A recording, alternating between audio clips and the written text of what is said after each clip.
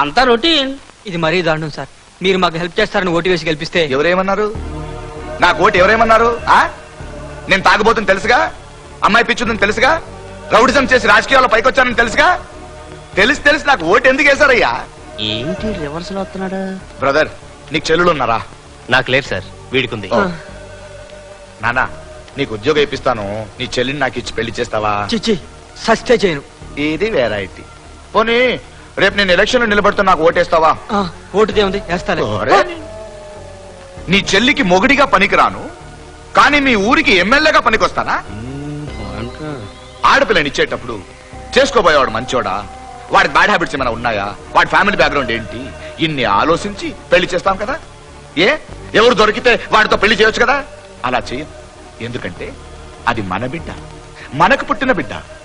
అలాగే ఇది మన దేశం, మనం పుట్టిన దేశం, మనం పెరుగుతున్న దేశం అని ఎందుకు ఆలోచించరు? ఒక ఎంపీని, ఒక ఎమ్మెల్యేని, కనీసం ఒక మున్సిపల్ కౌన్సిలర్ ని ఎలక్ట్ చేసేటప్పుడు కూడా ఒక క్షణం ఎందుకు ఆలోచించరు? ఆలోచించండి రా.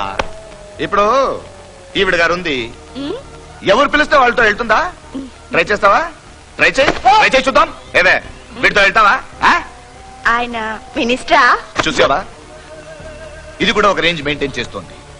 అంతెందుకురా, ఇప్పుడు ఒక రోజు నాతో గడపడానికి వచ్చింది, కానీ పంపించేవాడు ఊరికే పంపించలేదు.